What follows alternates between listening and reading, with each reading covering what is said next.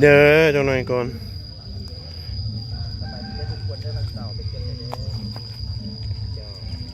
อันนี้ปู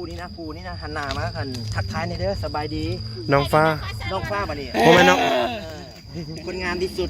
ในปัตตภี ฝาก ไอ้โถม